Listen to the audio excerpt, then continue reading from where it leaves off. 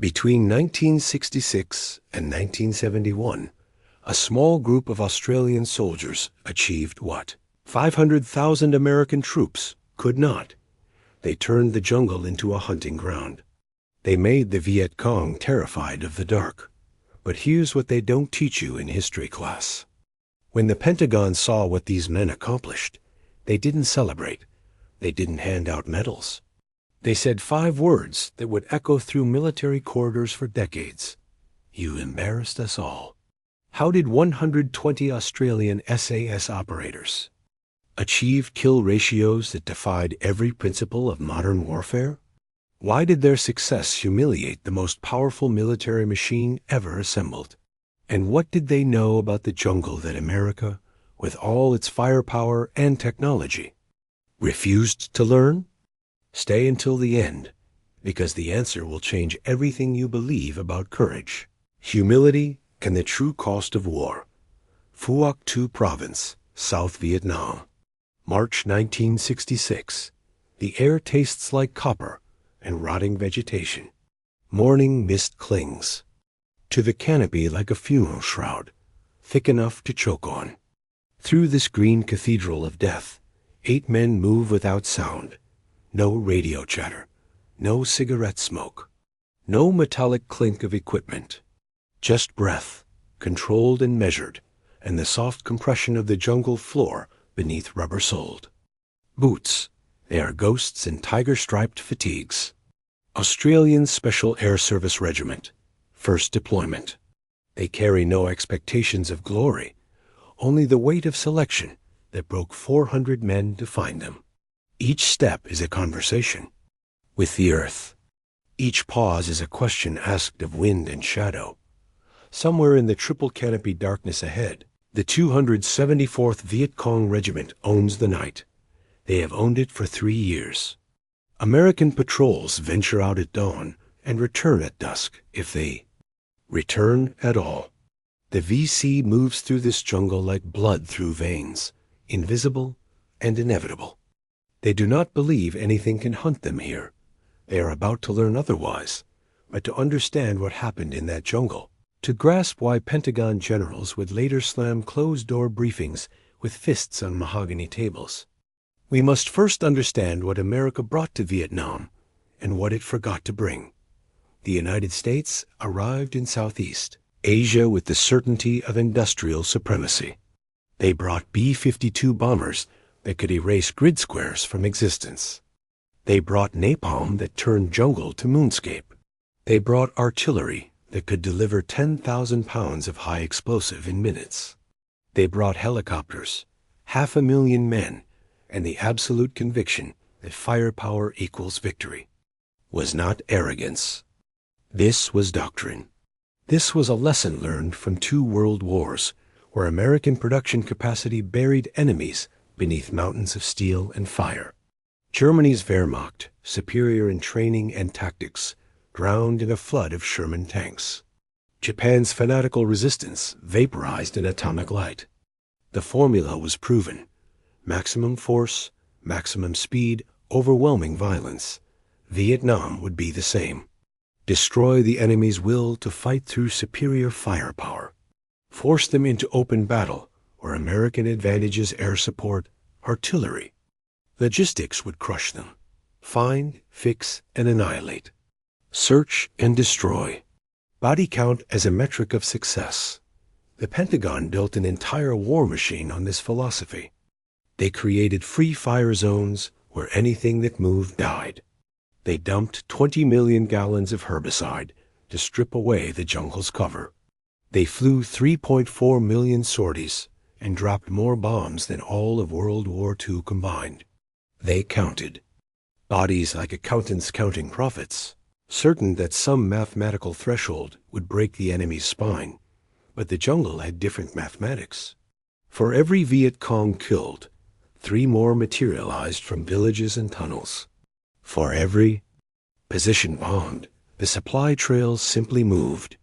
For every American patrol that thundered through the bush with 40 men and helicopter gunships, the VC melted away, waited, and returned when the noise faded. By 1965, American casualties climbed while victory remained a receding horizon. Generals requested more troops. Politicians demanded more results. The disconnect between firepower expended and objectives achieved became a chasm that statistics could not bridge. Something fundamental was broken, but institutional momentum is a terrible thing. The machine kept grinding forward because no one could imagine an alternative dot. Then Australia sent its answer, not an army. A whisper. The men who arrived at Nui Dat Base in 1966 were not conventional soldiers. They were the distilled essence of a selection process that measured not physical strength alone, but something deeper: adaptability, patience, the capacity to endure discomfort without complaint, to observe without reaction, to kill without hesitation or remorse. Australian SAS selection began with a simple premise: most men will quit before their bodies fail. The course did not test fitness. It tested whether your mind would allow your body to continue. When every nerve screamed surrender, candidates marched with 70-pound packs through mountains, navigated by compass through trackless bush, survived on minimal food and sleep while instructors orchestrated chaos and confusion. Physical capacity could be trained.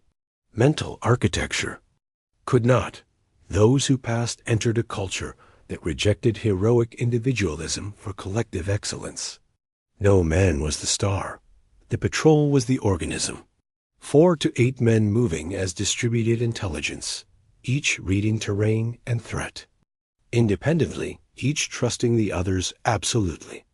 They trained in jungle warfare, the way concert pianists train scales endless repetition until technique became instinct, until movement through dense bush required no thought, only execution. They studied enemy tactics not from briefing papers, but from captured documents and prisoner interrogations conducted in Vietnamese. They learned tracking the way Aboriginal Australians tracked game reading compressed vegetation, disturbed spider webs, the direction water drops fell from leaves. They practiced shooting not at static targets, but at split-second exposures. While exhausted, while moving, while ambushed. They learned to navigate without GPS or radio triangulation, using only map, compass, and terrain association. They learned silence the way monks learn meditation, understanding that sound discipline was not merely tactical but spiritual, difference between life and death measured in decibels. And they learned patience. To lie in ambush for 72 hours without moving, controlling bladder and bowel through willpower alone. To track an enemy for days without springing the trap, waiting for the moment of maximum psychological impact. To gather intelligence rather than seek contact, understanding that knowledge delayed the enemy more effectively than bullets. This was not the philosophy that built American strategy. This was its photographic negative. When the Australian task force established a base at Nui Dat, American advisors observed their operations with polite skepticism. The Australians requested no artillery support. They refused helicopter insertion for most patrols, preferring to walk into operational areas to avoid announcing their presence. They carried minimal ammunition, sometimes only 60 rounds per man, because they did not plan the fight. They planned to hunt. American doctrine emphasized the large-scale operation, company-sized sweeps, battalion-level search and destroy missions, overwhelming force applied to suspected enemy concentrations. The Australians countered with 4-man reconnaissance patrols that vanished into the jungle for weeks, mapping enemy trails, identifying base camps, calling in precise strikes on high-value targets. When they did engage, it was on their terms quick. Brutal ambushes that killed everyone before the enemy understood they were under attack. The difference in philosophy became numbers. Cold, undeniable numbers that Pentagon analysts initially dismissed as statistical anomalies, then as exaggerations, and finally as accusations. Between 1966 and 1971, Australian forces in Phuoc Tuy Province never more than 4,500 men total, with SAS components never exceeding 120 operators, documented over 500 confirmed enemy kills against 19 Australian SAS fatalities. The ratio defied probability. American forces, at their peak numbering over 500,000, achieved approximate parity in exchange rates. 1 American killed for every 1 to 3 enemy killed, depending on whose statistics you believed. The Australians were achieving something closer to 30 to 1. This should have been celebrated. It should have prompted immediate doctrinal reassessment, sending American trainers to study Australian methods, adapting their techniques across the theater. Instead, created institutional fury. The briefing room at MACV headquarters in Saigon was not designed for humility. Maps covered walls, showing enemy positions marked in red, friendly forces in blue. Commanders pushed pins and drew arrows, orchestrating battles like chess games. This was the war's brain, where generals transformed political objectives into operational orders, where metrics determined success and failure was always someone else's fault. Into this environment came the operational reports from Australian SAS patrols. Detailed, precise, devastating.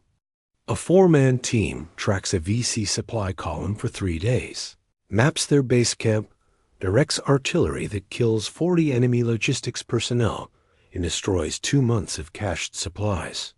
Another patrol ambushes a political cadre meeting, eliminating an entire district leadership structure in 30 seconds of gunfire. A reconnaissance team identifies a battalion staging area, calls in airstrikes that crater the position before the enemy even knows they've been compromised. The reports were not boastful. They were clinical. Date, time, location, enemy strength, actions taken, results achieved. But the cumulative effect was damning. They demonstrated that small, highly trained units, operating with patience and discipline, could accomplish more than division-level operations that announced their presence with helicopter armadas and artillery barrages, not NAVs.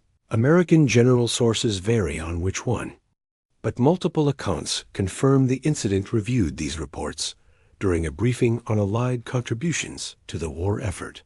He read the Australian kill ratios. He compared them to American casualty figures from the same province. And he said, with barely contained anger, "You embarrassed us all." The statement was not congratulatory. It was accusatory.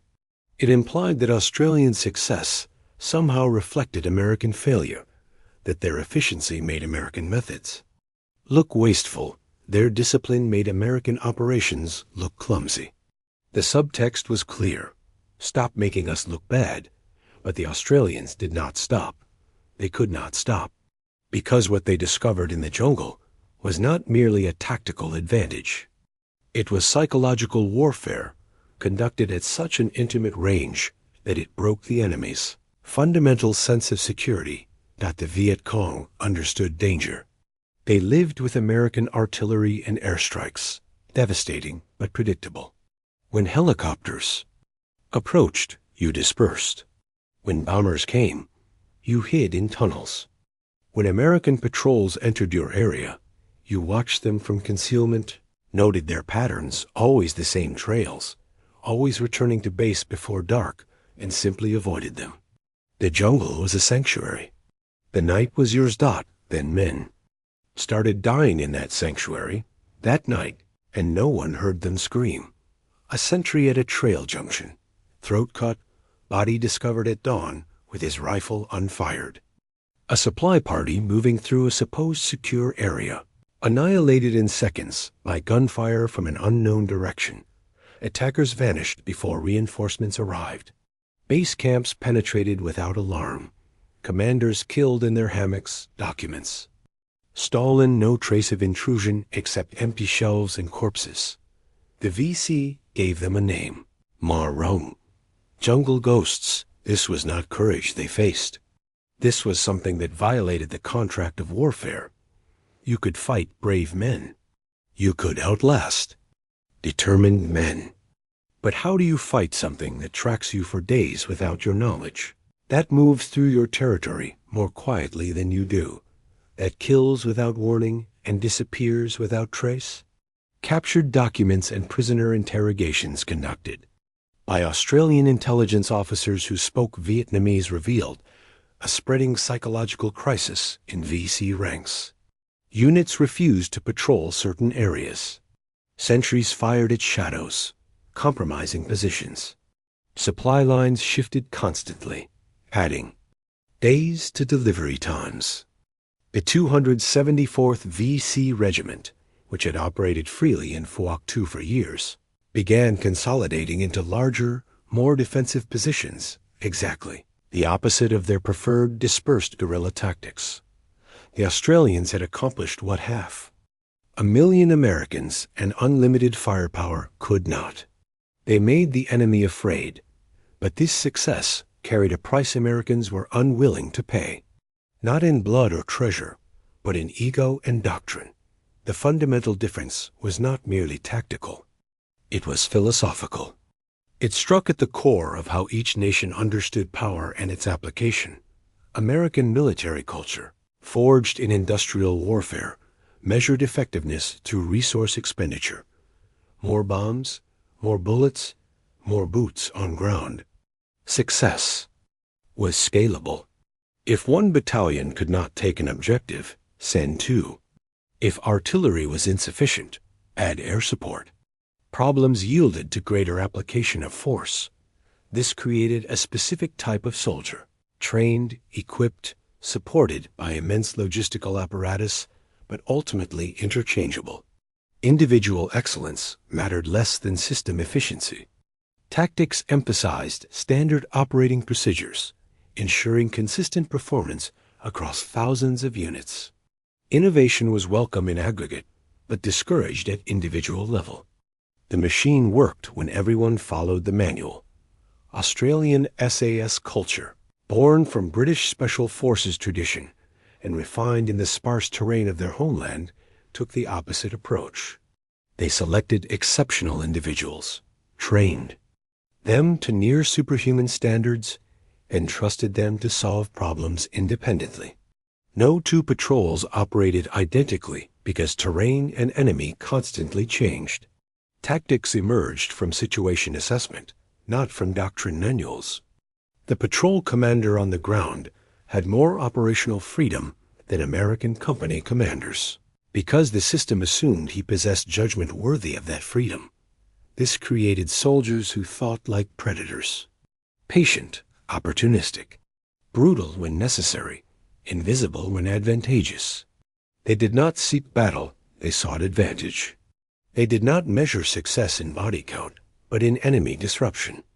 A week-long patrol that killed no one but mapped 3 supply caches and identified a battalion. Headquarters was more valuable than a firefight that killed 30 VC, but revealed patrol positions and patterns the American system could not replicate. This because it required abandoning the industrial model of warfare. You could not mass-produce SAS operators the way you produced infantry divisions. Selection alone eliminated 85% of candidates. Training took years, not months. And the final product, small teams operating independently for extended periods offered no economies of scale. 4 men achieving 30 kills was impressive, but 4,000 men achieving similar ratios would require 10,000 to pass selection, which would require 50,000 to begin, and the math simply did not work for an army measured in hundreds of thousands. So the Pentagon dismissed Australian success as non-scalable. They acknowledged it was effective at small unit level, but insisted it could not win wars. Wars were won by divisions and air wings, by logistics and firepower, by the capacity to sustain operations indefinitely. Special forces were useful for specific missions, but fundamentally marginal to strategic victory. This was not entirely wrong. Australian tactics, scaled across all American operations, would have required restructuring the entire military from conscript force to professional, volunteer army, from quantity-focused to quality-focused, from firepower-centric to intelligence-centric. Such transformation would take decades and face institutional resistance that no general could overcome. But it was not entirely right either, because the Australians proved something the Pentagon did not want to acknowledge, that the war could be fought differently, that the jungle was not inherently hostile to Western forces, that technology and firepower were not substitutes for skill and patience, and they proved it with a recurring symbol that became almost mythic in its mundane significance. The Australian ration pack. 30 ounces of canned food, tea, sugar, and crackers. Compact, quiet, designed to sustain a man through days of patrol with minimal bulk. Soldiers supplemented with local fruit and rice captured from VC caches, eating what the enemy ate, moving as light as the enemy moved. American rations weighed more, required more pack space, and often included items soldiers discarded to reduce load: heavy cans, excess packaging, food no one wanted. Helicopters brought hot meals to fire-based dining facilities, complete with ice cream and cold drinks. This was American abundance, the same plenty that won World War II by ensuring troops were fed, equipped, and supplied beyond any enemy's capacity to match. But abundance has weight, and weight makes noise, and noise gets you killed. Australian SAS troopers learned to cache ration tins near patrol areas, retrieving them on subsequent missions to avoid carrying unnecessary load. They drank from streams the way VC drank, using purification tablets instead of demanding helicopter resupply of bottled water. They endured discomfort as tactical necessity, understanding that comfort and survival were often mutually exclusive in the jungle. American soldiers, for the most part, did not have that option. The system that fed 500,000 men required standardization, required regular resupply, required infrastructure that tied units to bases and firebase support.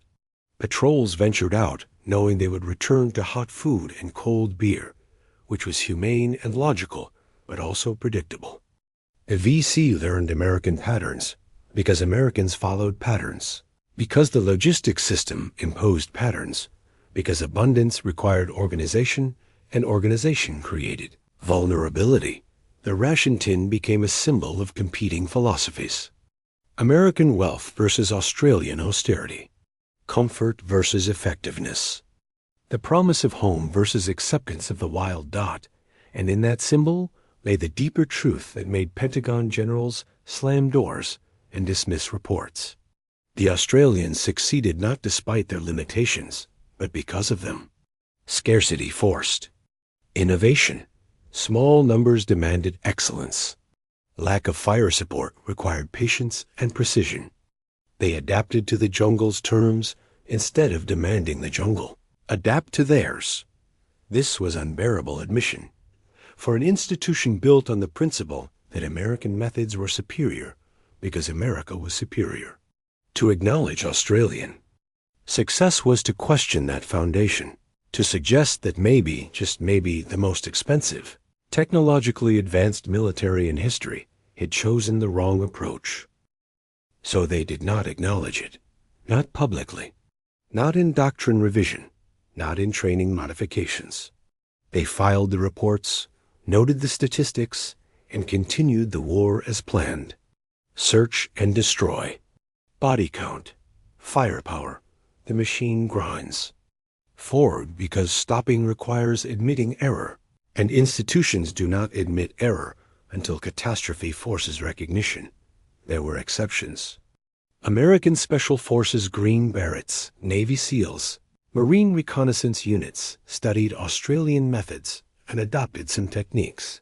Small unit patrols increased. Emphasis on indigenous intelligence networks grew. Some commanders, quietly, and without official sanction, modified their operational patterns to reduce predictability. But these were marginal adjustments, not systemic change. The war continued its trajectory toward stalemate and withdrawal, toward 58,000 American dead, and national trauma that would echo for generations.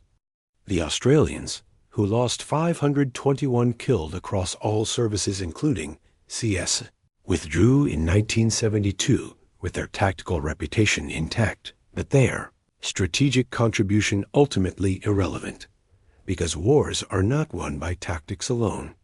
They are won by political will, strategic clarity, and alignment between means and objectives. Vietnam lacked all three.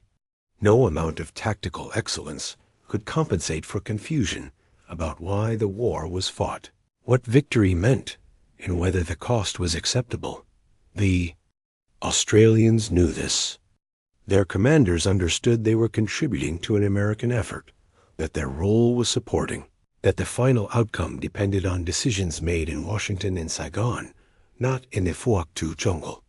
They fought with excellence because that was their standard, not because they believed excellence alone determined outcomes, but the legacy of their service, the shadow it cast over American military consciousness, persisted long after the last helicopter lifted from Saigon's embassy roof, decades later, when American military planners designed the post-Vietnam all-volunteer force. They incorporated lessons the Pentagon had refused to acknowledge at the time. Emphasis shifted toward professional soldiers over conscripts. Small unit training intensified. Special operations forces expanded dramatically, receiving funding and autonomy that would have been unthinkable in 1966. Doctrine evolved toward precision over mass, intelligence over firepower, adaptation over standardization. The transformation was never credited to the Australian example. Official history cited internal reform, technological advancement, evolving threat environments. But officers who served in Vietnam, who witnessed Australian operations, who read the reports and recognized the implications, they knew. They carried that knowledge into training commands and staff positions, where it influenced a generation. Of post-Vietnam military thought, the phrase, "You embarrassed us all," was never recorded in official documentation. No transcript captures which general said it, in which briefing, on which date. But it survived in oral tradition, passed from veteran to veteran, because it crystallized a moment of institutional vulnerability. It represented the thing that could not be said aloud, that America's way of war, for all its power and sophistication, had been outperformed by allies with a fraction of the resources. And in that embarrassment lay the seed of evolution. Not immediate, not acknowledged, but inevitable. The lessons learned in Phuoc Tuy Province by 120 Australian SAS operators would eventually reshape American special operations, influencing everything from Delta Force creation to SEAL team development, from Ranger tactics to modern counterinsurgency. Doctrine. The jungle ghosts had won more than firefights. They had won an argument about the nature of warfare itself. But there is a darker epilogue, a shadow that follows every story of tactical brilliance and operational success. Because effectiveness in killing, however professionally executed, is still killing. And the question that haunts every veteran of that war, Australian and American alike, is whether any of it mattered. The Viet Cong the SAS hunted so effectively, did their deaths change the war's outcome? Did the supply lines interrupted and base camps destroyed alter North Vietnam's strategic calculus? Did the psychological impact, real as it was, translate into political advantage? The historical record suggests not. North Vietnam absorbed casualties that would have broken other nations and continued fighting. They outlasted American will not through military victory, but through strategic patience, understanding that time was their ally and domestic American politics would eventually force withdrawal. Tactical defeats meant nothing if the strategic, objective reunification remained achievable through persistence. So what did those Australian soldiers achieve? What did their excellence purchase? They brought their mates home. In a war where American units sometimes suffered 50% casualties in single engagements, where entire platoons vanished in ambushes, the Australians maintained casualty rates that reflected their discipline and skill. They protected each other through competence, through endless training, through refusal to accept unnecessary risk. They maintained professional honor in dishonorable circumstances. They did not commit the atrocities that stained other units, did not lose themselves in the moral confusion that traumatized so many. They held themselves to standards that transcended politics and strategy, that said, regardless of why we are here, we will conduct ourselves with precision and humanity. And they demonstrated an eternal military truth, that individual excellence matters, that small groups of extraordinary men can accomplish what masses of ordinary men cannot, that skill and patience and courage remain relevant even in an age of technology and firepower. But they could not win the war. No one could, because the war as designed was unwinnable, not militarily, but politically, not on the battlefield, but in the space between American promises and Vietnamese realities. The last Australian combat troops left Vietnam in December 1972. They packed their gear, cleaned their weapons, and flew home to a nation that did not particularly want to acknowledge their service. There were no victory parades, no national celebration. Australia, like America, was exhausted by a conflict that had divided society and achieved nothing clear enough to justify the cost. The SAS operators returned to Swanbourne Barracks in Western Australia, to the quiet professionalism of Special Forces culture, where bragging was weakness and competence was assumed. They did not speak much about what they had done. Some struggled with what they had seen. Some carried guilt, not for failures, but for successes, for the efficiency with which they had killed men who were, in their own context, patriots defending their homeland from foreign occupation. Others simply moved forward, applying their skills. In new contexts, counterterrorism, training missions, the endless small wars that never make headlines. They had been forged in the jungle crucible and emerged as refined instruments of controlled violence. That did not stop being useful just because Vietnam ended, and they carried with them a truth that military institutions learn and forget and learn again across generations. That war is ultimately human endeavor, decided not by machines, but by men, by their courage and cunning and capacity to endure. Technology amplifies human capability, but does not replace it. Firepower creates opportunity, but does not guarantee outcome. Victory belongs to those who understand their environment, their enemy, and themselves with clarity unclouded by doctrine or assumption. The Australians understood all three. They studied the jungle until they knew its rhythms better than the enemy who was born there. They analyzed Viet Cong tactics until they could predict enemy movement before it happened. And they knew themselves, their capabilities, their limitations, the thin line between confidence and arrogance, with the humility that comes from selection processes that break lesser men. This humility, this willingness to adapt and learn, was their greatest weapon. More than marksmanship or tracking skills, more than physical endurance or tactical innovation. Humility allowed them to accept that American methods were not working, and different approaches might succeed. And that humility, that flexibility, was what the Pentagon could not accept. Because institutions do not do humility well. They do momentum, they do doctrine, they do the application of proven methods to new problems. Admitting error requires bureaucratic courage that is rarer than battlefield bravery. So the war continued without adjustment until political reality forced its conclusion.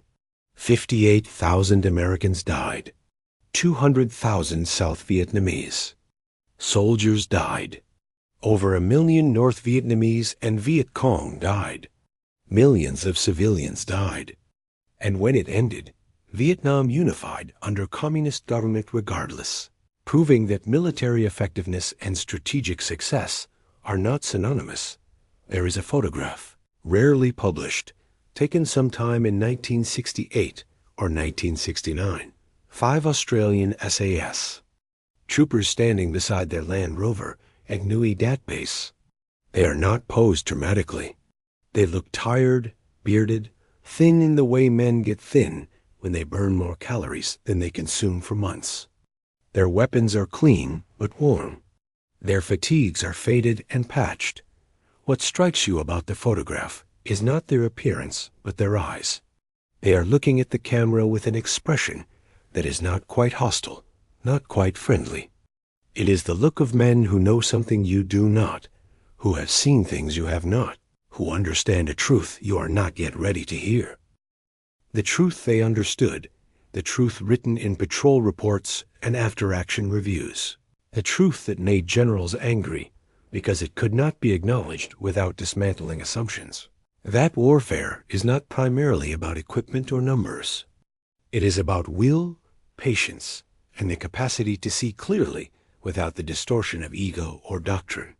It is about matching methods to the environment rather than demanding the environment conform to the method. It is about respect for the enemy's capability, for the terrain's challenges, for the limits of what force alone can achieve. The American military learned these lessons eventually, though it took decades and more wars. The all-volunteer force that emerged from Vietnam's ashes incorporated principles that Australian SAS had demonstrated: rigorous selection, intensive training, decentralized command, emphasis on intelligence over firepower. Modern American Special Operations doctrine reads like a description of what the Australians did in 1966. But that evolution required first admitting that the industrial approach to warfare had limits, that you could not always bomb your way to victory, that sometimes the better answer was fewer, better men fighting smarter rather than more men fighting harder. And that admission, that moment of institutional humility, began with a phrase spoken in anger, but carrying truth like a hidden blade. You embarrassed us all. Phuoc Tuy today is peaceful. The jungle has reclaimed the fire bases and base camps, erasing the scars of war beneath green growth. Farmers cultivate rice paddies, where artillery once churned earth into moonscape. Children attend schools built on foundations of old bunkers. Unaware of the ghosts that walk these trails, the Viet Cong veterans who survived tell stories of the Ma Rung, the jungle ghosts who could track a man through solid darkness, who killed without sound and vanished without trace. They speak with respect rather than hatred, recognizing professional excellence even in their enemies. There is an understanding among warriors, regardless of which side they fought, that some men transcend politics and nationalism to achieve something purer: mastery of their craft. The Australian SAS operators, who survived many now in their 70s and 80s, rarely speak of their service. When they do, it is without boasting, without the myth-making that often accompanies military memory. They describe it as a job done to the standard expected, nothing more. The excessive kill ratios that amazed Pentagon analysts are, in their recounting, merely the result of proper training applied with discipline. They do not claim to have been heroes. They were simply professionals doing professional work in unprofessional circumstances. But the numbers remain cold and undeniable in historical record. The 30-to-1 kill ratio. The hundreds of enemy killed against 19 SAS lost. The documented psychological impact on enemy units who changed operational patterns to avoid Australian patrols. The intelligence gathered, the targets identified, the precision with which small teams accomplished what division-level operations could not.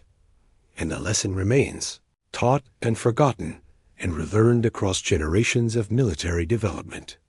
That excellence cannot be manufactured or mass-produced, only cultivated through selection and training that most men cannot endure. That technology and firepower are tools, not solutions. That understanding your environment matters more than controlling it.